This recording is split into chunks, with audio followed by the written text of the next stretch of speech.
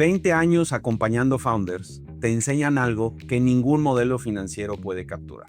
Que las personas que construyen empresas extraordinarias piensan de manera extraordinaria. Y que esa forma de pensar casi siempre tiene una biblioteca detrás. Me llamo Fabrice Erfati, soy socio de Ignia Partners, una de las firmas de Venture Capital pioneras en Latinoamérica. En estas 2 décadas he co-creado 3 fondos, invertido en decenas de startups que hoy transforman industrias enteras en la región y acompañado a cientos de founders en el camino de construir empresas que cambian la manera en la que vivimos, trabajamos y nos movemos. Y en todo ese tiempo, una de las preguntas que más hago es también una de las más simples. ¿Qué estás leyendo? Porque los founders que más admiro no dejan de aprender. No porque les falte experiencia, sino porque entienden algo fundamental. Siempre hay una capa más profunda. Siempre hay un ángulo que no has visto, una idea que todavía no has encontrado, una forma de pensar que puede cambiar la manera en la que tomas decisiones mañana. Esa curiosidad es la que dio origen a Read to Lead. Read to Lead nació de una convicción simple. Los mejores libros de negocios no están en las listas de bestseller, están en la cabeza de los founders. Son los libros que alguien leyó en el momento justo y que los movió de verdad. Los que cambiaron cómo piensan, cómo lideran, cómo construyen. Por eso, la lista que vamos a ver el día de hoy no es una lista que hago yo solo. Literalmente es crowdsourcing. Son los propios founders, inversionistas y líderes que pasan por el podcast quienes eligen los libros, quienes nos cuentan cómo los encontraron y por qué estos libros fueron transformadores para ellos. Read to Lead es eso, una comunidad donde el conocimiento no baja de arriba hacia abajo, sino que emerge de quienes están en el campo construyendo todos los días. Los 10 libros que voy a compartirte hoy son parte de esa conversación colectiva. Algunos sí los elegí yo, otros me los recomendaron founders que admiro. Todos tienen algo en común. Antes de leerlos, yo pensaba de una manera y después pensé diferente. Eso es lo único que le exijo a un libro. Empecemos. Libro número 1. You Are Not So Smart, de David McRae. Siempre pensé que tomaba decisiones racionales, que cuando analizaba una situación lo hacía con objetividad, que mi cerebro, en términos generales, era confiable. Este libro me demostró que no, que el cerebro humano no está diseñado para la verdad, está diseñado para la supervivencia, y esto tiene consecuencias enormes. McRae documenta decenas de sesgos cognitivos, el sesgo de confirmación, la falacia del tirador de tejas, el efecto de anclaje. Y esto explica de una manera que no te deja escapatoria. Tú también caes en ellos. Yo también caigo en ellos. La lección más importante que me llevé es esta. La conciencia no elimina el sesgo, pero es el primer paso para no dejarte gobernar por él. Desde que lo leí, cada vez que estoy muy seguro de algo me pregunto qué evidencia estaría dispuesto a aceptar que demuestre que estoy equivocado. Si no tengo respuesta, es una señal de alarma. Libro número 2. Power and Progress, de Daron Acemoglu y Simon Johnson. Antes de este libro, yo asumía que la tecnología, por definición, mejora la vida de las personas, que el progreso tecnológico es progreso humano. Es una creencia que literalmente jamás me cuestioné porque me parecía muy obvia. Acemoglu y Johnson me sacudieron con un argumento que realmente no me esperaba. La tecnología no es neutral. Quien la controla, quien captura sus beneficios y quien carga con sus costos son consideraciones políticas, no técnicas. El progreso no se distribuye solo, se negocia, se pelea, se diseña. La historia lo demuestra. La imprenta, el ferrocarril, la automatización industrial, cada revolución tecnológica ha tenido ganadores y perdedores, que no fueron elegidos por el mérito ni por el mercado libre, sino por las estructuras de poder de su época. Hoy, en mis conversaciones con founders, cuando evalúo una inversión en tecnología, ya no solo me pregunto si va a crecer, si la va a hacer. Me pregunto qué otros efectos tendrá esta startup en su medio. ¿Quién gana con esto? ¿A costa de qué? Esa nueva perspectiva se la debo a este libro. Libro número 3. The World for Sale, de Javier Blas y Jack Farchi. Antes de leer el libro pensaba que entendía cómo funcionaba el comercio global, que los mercados de materias primas eran eficientes, transparentes y razonablemente bien regulados.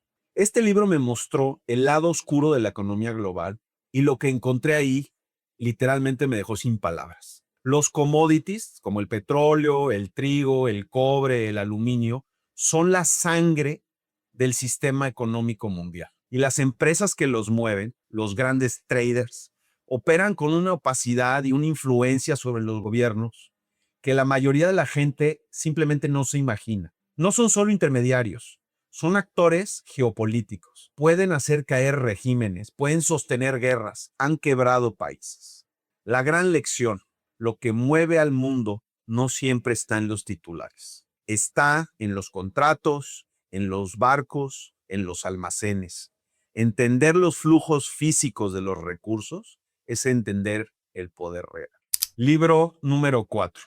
Este es uno de los libros que más he disfrutado y que además me tocó temas muy personales cuando lo leí. Dare to Lead de Brené Brown. Yo creía que la vulnerabilidad era una debilidad, que los líderes que muestren incertidumbre, que admiten que no saben, que reconocen el miedo, pierden autoridad. Creía que liderar bien significaba proyectar seguridad, aunque no la sintieras. Brené Brown destruyó esa idea con décadas de investigación.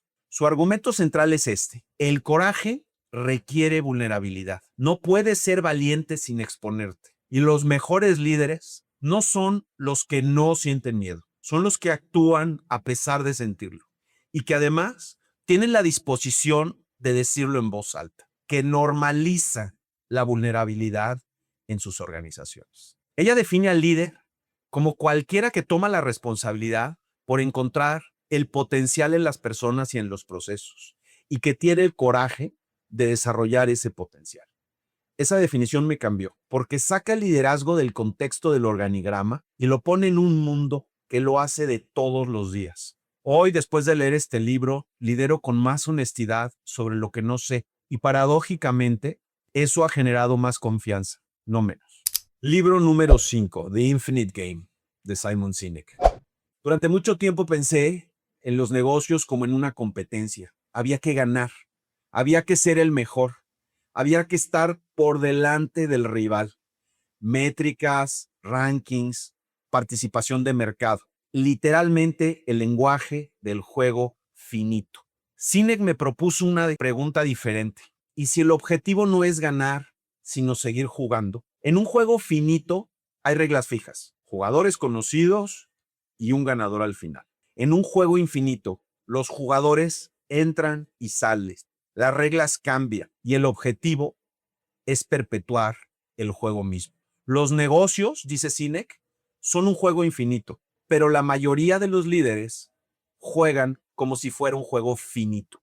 El ejemplo del libro que más me impactó: en una cumbre de educación, los ejecutivos de Microsoft pasaron la mitad de su presentación hablando de cómo le iban a ganar a Apple. Los ejecutivos de Apple pasaron el 100% de su presentación hablando de cómo iban a ayudar a los maestros a enseñar mejor. Una empresa pensaba en ganar, la otra empresa pensaba en continuar y seguir construyendo un mercado. Desde que leí el libro, dejé de preguntarme quién está ganando y empecé a preguntarme si lo que estábamos construyendo iba a importar e iba a permanecer en los siguientes 20 años. Libro número 6, Zero to One, de Peter Thiel. Es un clásico en el mundo del emprendimiento. Siempre creí que la competencia era buena, que los mercados competitivos generan eficiencia e innovación, la lógica económica básica que a todos nos enseñan en la escuela. Thiel me propuso lo contrario. La competencia es para los perdedores. Su argumento es provocador y al mismo tiempo brillante. Copiar algo que ya existe va del 1 a la n. Como él dice, adds more of the same. Pero crear algo nuevo, algo que antes no existía, va de 0 a 1. Y eso es lo único que importa. Las empresas que realmente cambian al mundo no compiten, dominan. Google no compite contra otros buscadores. Amazon no compite con otras librerías.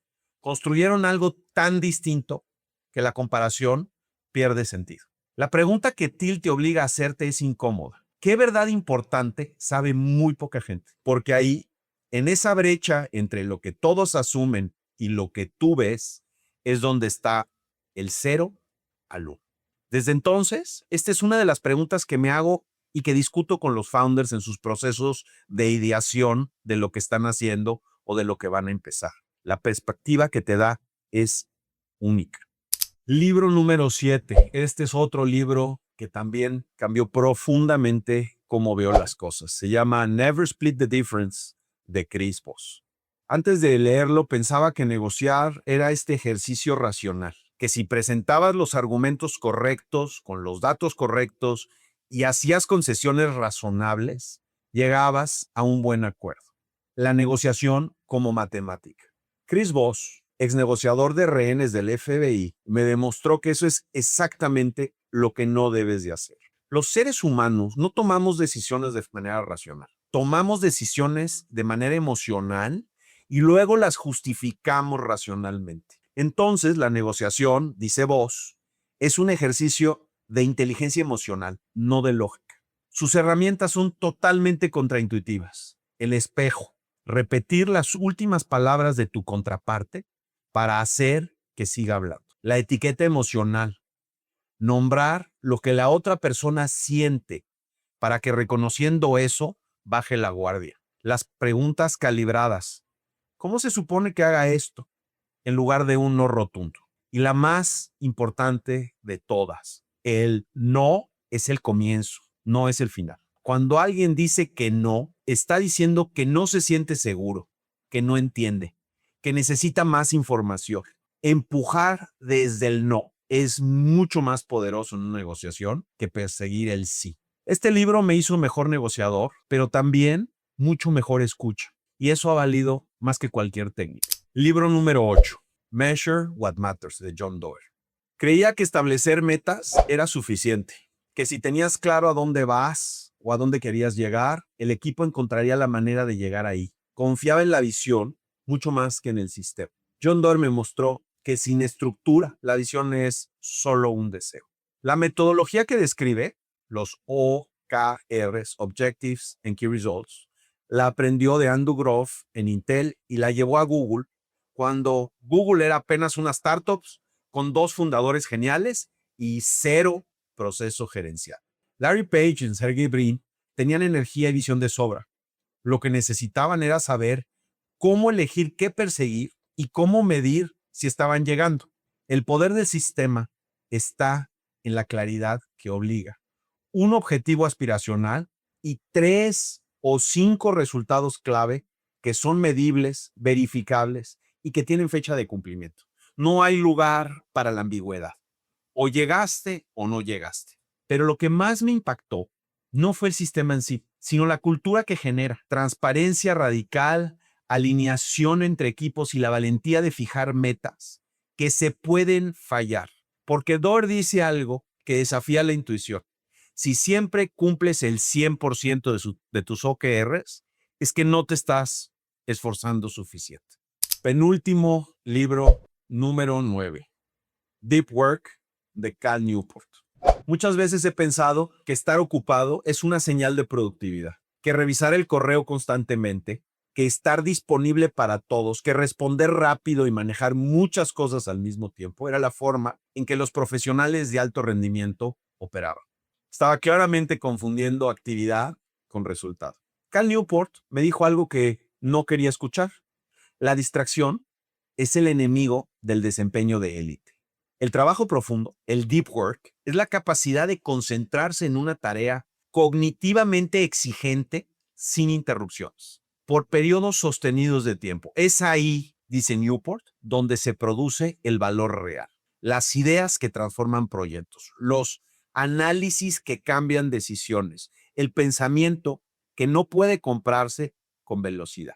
Y ese tipo de trabajo está en extinción, porque el mundo actual recompensa la respuesta rápida, la presencia constante, el estar todo el tiempo conectado.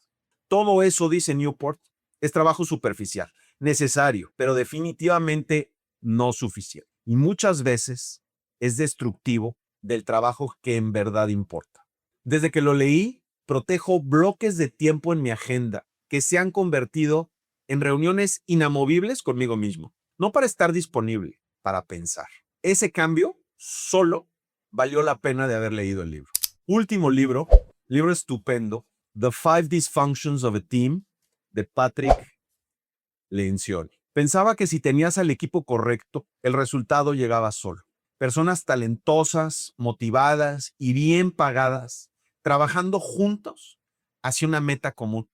¿Qué podría salir mal? Lencioni me respondió esa pregunta con lujo de detalle. 5 cosas muy específicas que destruyen equipos que sobre el papel deberían de ser extraordinarios. La primera es la ausencia de confianza. Cuando los miembros del equipo no se sienten seguros para mostrar sus debilidades, todo lo demás se colapsa. De ahí se desprende el miedo al conflicto. Y sin conflicto hay un consenso artificial, no hay debate real. Sin debate real, el tercer componente, no hay compromiso genuino. Solo hay acuerdos de boca para afuera. Sin compromiso, nadie rinde cuentas. Y el quinto elemento, sin rendición de cuentas, los resultados se sacrifican en favor de los egos y de los objetivos individuales. La pirámide de Lencioni es elegante porque muestra los problemas de desempeño en los equipos, que casi nunca son estrategia o talento. Están relacionados con la dinámica humana y eso se puede trabajar si tienes la valentía de nombrarlo. Hoy, cuando un equipo no está funcionando, la primera pregunta que me hago no es ¿qué onda con la estrategia? Me pregunto, ¿hay confianza aquí? Porque si no la hay, todo lo demás es ruido. 10 libros. 10 formas distintas de ver el mundo que antes no tenía. Ninguno me dio respuestas definitivas, pero todos me dieron la capacidad de hacer mejores preguntas. Y en mi experiencia, eso es lo más valioso que puede hacer un libro. No decirte qué pensar, sino mostrarte cómo pensar diferente. Si lees uno de estos al año, ya fue un buen año. Si lees los 10, cuéntame cuál te cambió más. Como siempre, cierro con la invitación que se suscriban al podcast en cada una de nuestras plataformas. Si les gusta, compartan, califiquen, por favor opinen. Sigamos construyendo a través de la lectura un ecosistema de emprendimiento fuerte, dinámico, que cada vez lea más y que por lo mismo cada vez sea mejor. Hasta muy pronto.